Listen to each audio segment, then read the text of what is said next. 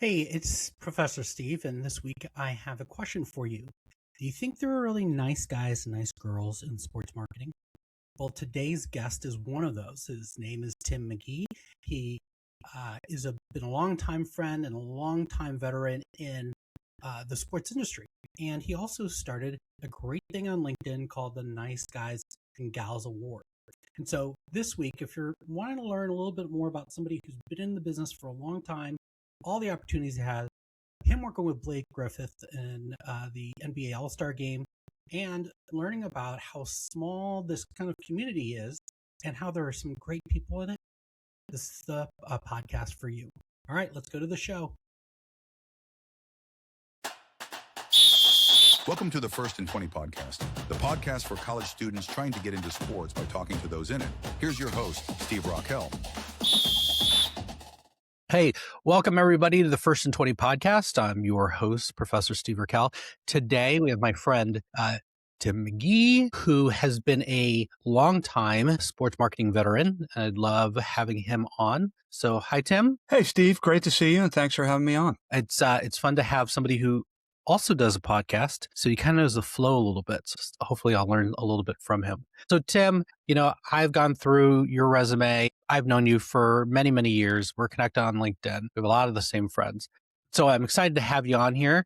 And I'd love like a quick overview of your background so that people kind of know what your experience has been. Sure. I started in the sports marketing industry back in 1996 with an agency called Momentum, which at the time was a really small sports marketing agency. It's now one of the biggest integrated marketing agencies in the world. But I was hired by their founder, a guy by the name of Mark Dill Driscoll. Spent a couple of years there. I went over to SFX in their experiential marketing agency, and eventually made my way to IMG in the consulting division, where I oversaw a number of our engagements. And then I spent 5 or 6 years on the brand side running sponsorships for Singular, if you remember that, the wireless company. We were acquired by AT&T, and I was fortunate enough to be elevated to run global partnerships for AT&T.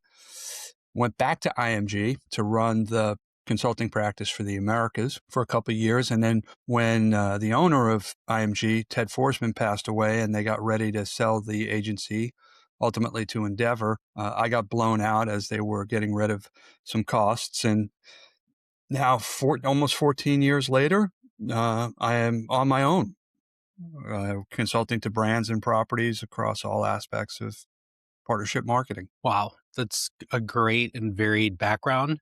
Let's go back. Let's see, 1996, Momentum. And what were some of the clients that you had on there? Yeah, so the first client that I looked after was Lucent Technologies, which had recently been spun off from AT&T. They were the equipment manufacturer, and they inherited a lot of AT&T's sponsorships, including the NBA, PGA Tour, Major League Soccer at the launch of the league, and it was a great experience. I was really fortunate. My boss at the time up and quit so she could travel around the world for a year. And they brought me into Lucent's offices, and a guy by the name of Pete DeTagias, who had been at AT&T and then was brought over to Lucent to run all of marketing partnerships, was instrumental. He gave me and my bosses at Momentum the vote of confidence that they needed to give me the role. So I looked after them, looked after American Express and some of their golf stuff. They had just recently signed a young golfer by the name of Tiger Woods, and they were involved in this new set of tournaments that was developed and created by the PGA Tour, PGA European Tour, which is now the DP World Tour, the Asian PGA or the Japanese PGA, and so forth. And it was called the World Golf Championships. American Express had entitlement of one of those events, helped develop their golf strategy at that time. So that experience with Lucent was key in helping me get the job at IMG, because one of the things that I looked after was the Verizon account. So you start to see a pattern develop with working in telecommunications, and that ultimately was what separated me from perhaps some other candidates and got me the role at Singular. Now, when I talk to people about, or when I talk to my students and those interested in sports, the first thing that really comes in is, I'm going to work in sales, or I'm going to work in a promotional group during game day. And so I want to understand from you, like you worked on a much higher level. So how would you interpret your experience in sports marketing, and what did you do that may be different than what other people would do? Well, I didn't start at that high of a level. And what I will tell you is, but thank you for saying that.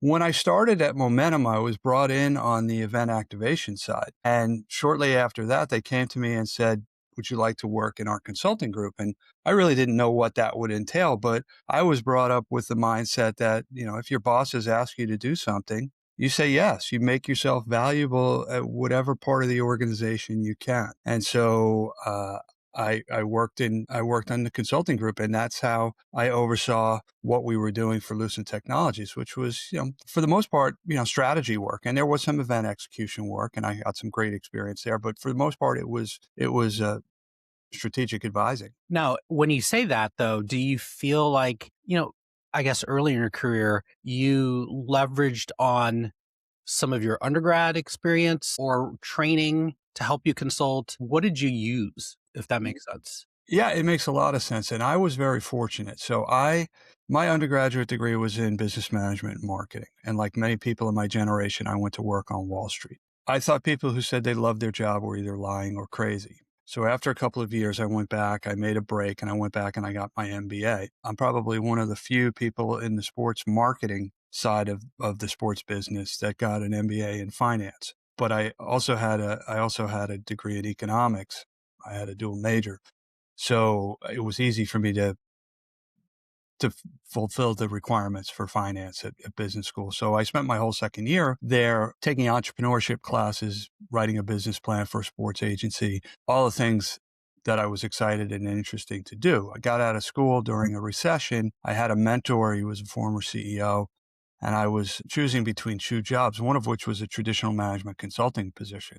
And he advised me to take this and take that role. And I'm very glad I did, because the things that you learn in management consulting are things that I put in practice virtually every day, which is problem solving, looking at things strategically and critically, getting up to speed on a client's business and business problems very, very quickly. So these are things that I use now with all of my client engagements. I'm not, I was not an expert in the snacks industry before I started working with the snack division of Campbell Soup, but I got up to speed on how their business model worked, their products, most importantly, what are the business challenges that they were facing and how could partnerships help them solve some of those problems. Well, what was one of your favorite activations, would you say? I'd say by far, there's two.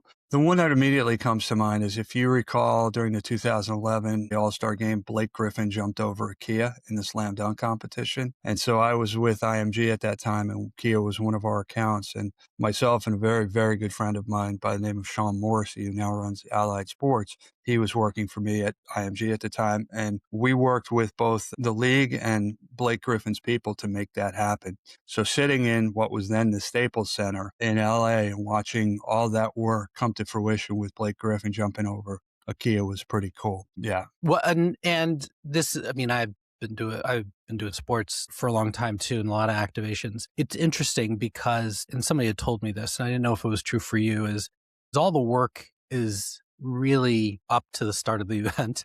And many people are like, okay, I'm done. I don't even want to go to the event. I don't want to go to the Super Bowl. I don't want to go to the 500.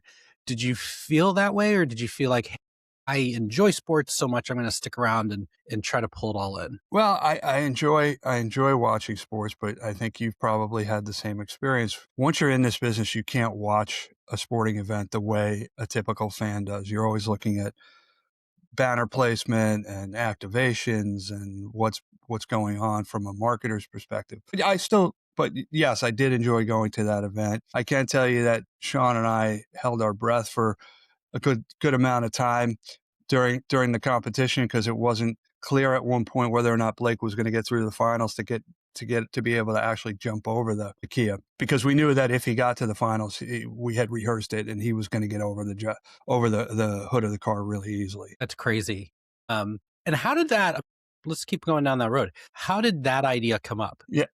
So Blake Griffin's rookie year, he was hurt most of the year. So he did not participate in the rookie game or the slam dunk competition. So there was a lot of fortuitous things that happened, his injury was one of them, because during his second season, the All-Star game was at his home arena, Staples Center. He was playing for the Clippers at the time. He decided that that was going to be the one and only time that he did the slam dunk competition. And he decided he wanted to jump over a car. Well, Kia was both a Clippers sponsor and an NBA sponsor. So it was obvious that he was going to have to do that. If he was going to do that, he was going to have to jump over a Kia. Kia was relaunching its Optima that year. So Sean and I worked with Excel Management, which was representing Blake at the time, as well as the league, to make this happen. And, there were other sponsors that were involved, State Farm, Sprite, so forth, because they were going to be in the commercial. We made a commercial out of it. But it came together fairly quickly and fairly easily as far as these things go. We did a 3-pronged deal with Blake. One was that we would pay him to jump over the Kia. The second one was we would use him in the spot of him jumping over the, and then the third thing was we would enter into a long-term endorsement deal with Blake Griffin and Kia. And, Bill Simmons called it the greatest brand integration of all time. So I'm not sure about Sean, but I know that's going to be on my tombstone when I die. Hopefully a long time from now. But and I use this as a case study when I teach my course. If it didn't sell cars, it wouldn't have been a successful promotion. And Kia, it just so happened that year, 2011, broke sales records every month of 2011. Now, we certainly can't give all of that credit to Kia, or to Blake Griffin, excuse me, but certainly that played a role in it, because if you looked at the numbers post slam dunk competition in terms of traffic, no pun intended, to Edmunds.com, to the Kia section on Edmunds, willingness to consider, willingness to try, to test drive, all those numbers went through the roof after the slam dunk competition. So that's what made it most successful, not the fact that it's been viewed, I don't know how many millions of times on YouTube in the last 15 years or anything like that. I'm going to have to go and look at it myself. I remember it, but it'd be great to kind of refamiliarize. You just talked about Blake Griffin working, just being in the sports world. When you're in sports, your experience is, how close do you get to the athlete? Do you get very close? It depends. In the case of Blake, I met him, obviously. I was on set with him a few times. Can't say that, I developed any sort of meaningful relationship with him. Somebody else, like, for example, when I was at Singular, we had the primary sponsorship of the 31 car that was driven at the time by Jeff Burton at Richard Childress Racing. Well, I can't say that I talked to Jeff every day, but I became friends with Jeff, and it became it became a great relationship, both personally and professionally, because he's such a smart, thoughtful person. I've worked with, the late, great Bill Walton was somebody I worked closely with on a number of different occasions, and he was just a fantastic person. So you certainly can't get into it with the expectation that you're going to become buddies with athletes. But what you find is, like anybody else that you meet as you come across in your professional life, some are really great people, some not as much. They have lives outside of their professional careers. And one of the reasons I hit it off with Jeff was because I knew absolutely nothing about motorsports at the time, but I knew he was a big Duke basketball fan and I'm a big UNC fan. So we sort of hit it off on, making fun of each other's teams that we liked. There was a point, actually, there was 2 points where you worked for IMG, which is considerably one of the most well-known sports representation, sports marketing groups out there. How was that experience? You said you were in charge of the Americas, so it sounded like you worked with all the different, locations, Chicago, LA, and all different types of sports. Yeah, there were 2 very different experiences. When I came to IMG the first time, I was an account director overseeing what was at the time the biggest engagement the agency had, Verizon. But I wasn't involved in a lot of the strategic decision making as it related to the division. I was a worker bee. When I came back as a managing director. So I had a much bigger portfolio in terms of what I was responsible for. And I worked very closely with David Aberton, who's now with CAA Hockey, but he ran global consulting for IMG. And it was a good experience working with him. He's a really, really sharp guy, and we grew the division. But you're right. I looked after our office in Cleveland and Chicago and LA and San Francisco and Charlotte and New York, and did some work in Canada and oversaw our work in in South America, primarily Brazil. And so it was a great experience. Now, that's a pretty, the different experiences you've given us so far are some really big, well-known agencies. And I think you said last 14 years you've been by yourself. Tell me the At a really small agency. yeah. Tell me the difference. Like why, if you kind of break up your career, you went big and then went small. And I probably have something similar than that.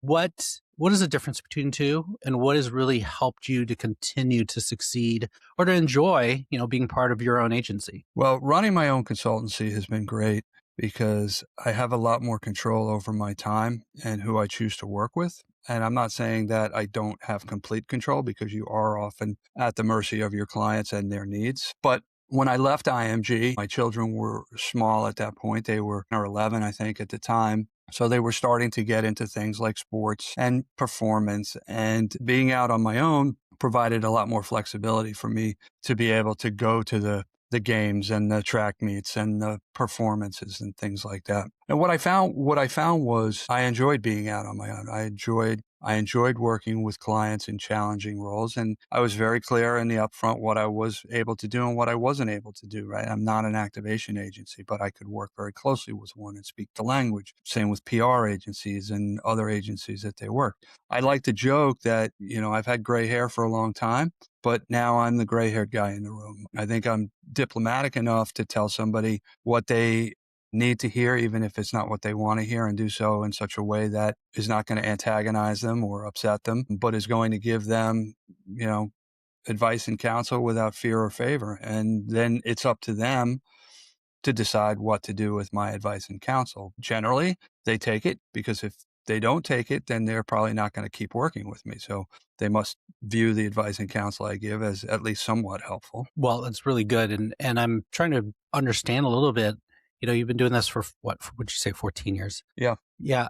How did you transition? Did you have one client or one friend who became a client? Did you have to start to network really hard? How'd you grow it?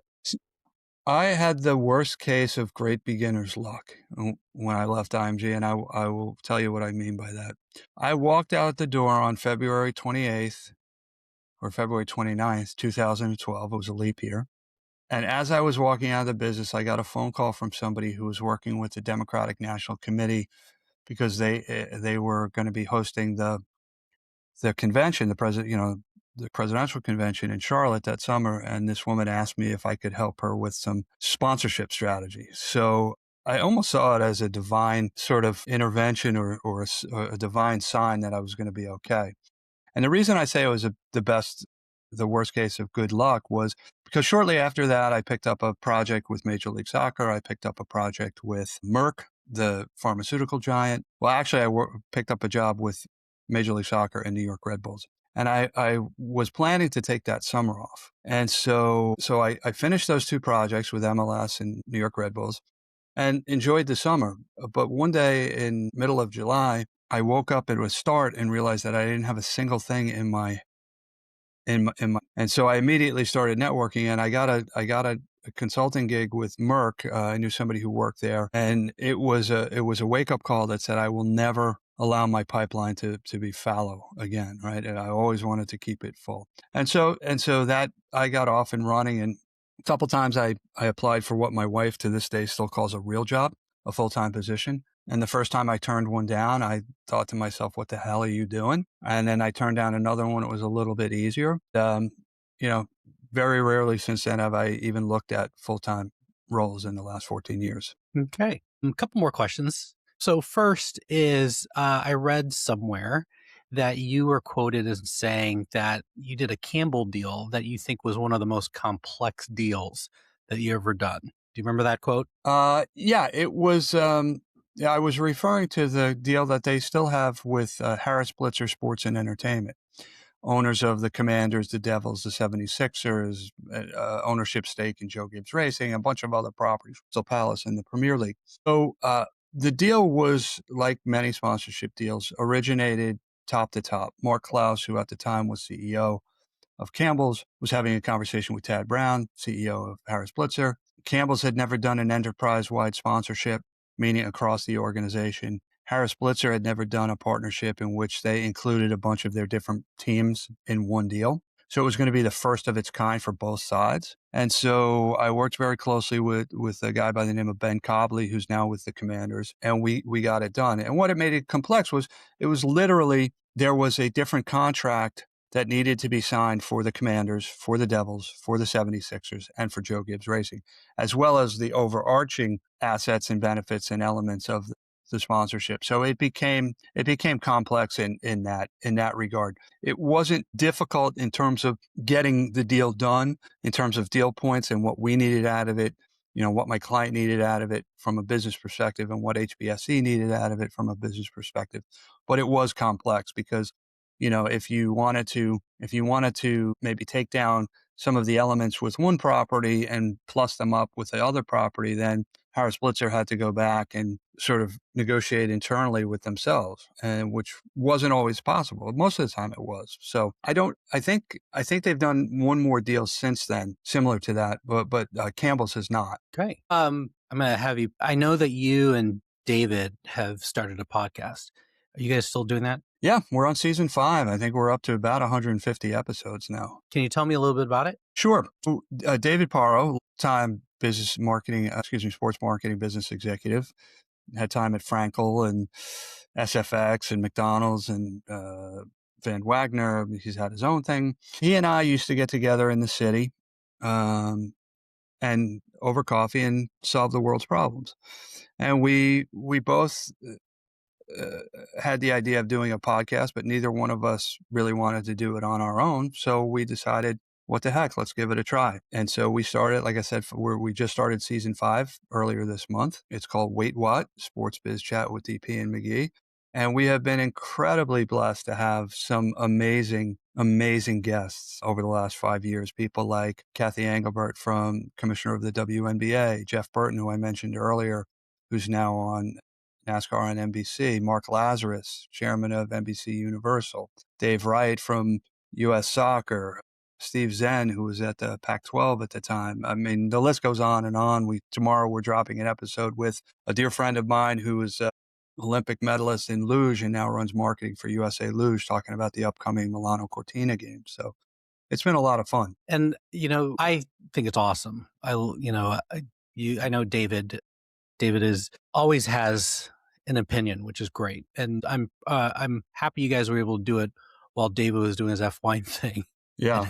Now he's out. So, but I do want to finish up, and because I think this is really important, is a number of years ago, you started something on LinkedIn called the Good Guys and Gals, right? Nice guys. Yeah. Nice guys and gals. And it was refreshing. I think it continues to be refreshing. And I'd love to hear from you kind of like, why'd you come up with it and how has it grown since you started it? Well, thank you. Have I recognized you yet? Once. Okay. Well, that's Thank what you. you get. Well, no, I want to say if I didn't, I wanted to rectify that, but I'm glad I had the good sense to give you the award. So this, I don't know when this started. I lost all track of time during COVID. I think it was around 2018, 2019. I went to Cornell, and I was at a Cornell alumni event, and I was talking to somebody there, and we were talking about Steve Zen, who I mentioned earlier. Steve and I were colleagues at IMG, and he's just a phenomenal person. And I mentioned, I said something to the effect of, Steve Zen is such a nice guy. And not just in the sports business, just in general, he's a nice guy. Later on in the same conversation, we were talking about Mark Tatum. And the reason I brought up Cornell was because Mark is a Cornell alum. I had invited him to this event and he wound up coming. And I mentioned, Mark Tatum, what a nice guy. I don't know, a week or two later, I'm cutting the lawn and I think to myself, you know what? Being a nice guy is enough. Right? And so that's where the idea came up with. So every week I put out a call for nominations. People are free to nominate whoever they like. And then every Friday we recognize the Nice Guys and Nice Gals awards. I don't know if it's grown so much as it's just, I've stuck with it for so long that I get a lot of compliments about it, which is really, really nice to hear. And what I tell them is the absolute truth, which is I'm just the messenger and I enjoy being the messenger because there's not enough recognition for nice people in this world, I don't think. Well, and I think one of the great parts about it is, like, I know Mark too, right? Mark is a nice guy. And it's nice to see through what you've been doing, seeing that other nice people in the industry are being recognized. Friends of yours, people you may or may not know or know kind of through somebody else. And so over the years, it has been great to go, oh yeah, that person absolutely deserves it. Yeah, there's a couple of things that I really enjoy about it. Number one, when I post them every week and then somebody comes up and says, yeah, I agree about so-and-so. He is a great person or she's a great person. That's really nice to see because the nominators then realize, that they're recognizing somebody who other people feel the same about. And the other thing I would say is I've met a lot of people through that. So people come to me and they'll say, oh, thank you so much for the recognition. Not necessarily somebody I've nominated, but somebody else is nominated, and they'll come to me and say, oh, thank you so much. I love what you're doing. Love to connect here. And so I've met some great people through that as well. Yeah, it's great. So keep on going. Thank you. Hey, we'll finish up. How, if a student, somebody looking to get in the industry wants to reach out, what's the best way to do it? So the best way is LinkedIn. Just find me on LinkedIn, Tim McGhee. Otherwise, my email address is tim.mcghee, MCGHEE, at mspsports.com. And I'm going to give one piece of unsolicited advice to any young person who's looking to build their network on LinkedIn. Unless you had just spoken to the person on the phone, attach a note to your request to connect on LinkedIn. I heard about you on First and 20. I'm reaching out to see if you'd be willing to connect, or I saw you're a nice guy, whatever it is. Just personalize that request. It goes a long way. Well, thank you. All right, everybody. That's our edition of First and 20 podcast. We'll see you later. As I like to say, you are the quarterback of your future career. We're here to help you come up with the great game plan to win. Thanks, everybody. Bye-bye. And thanks, Tim.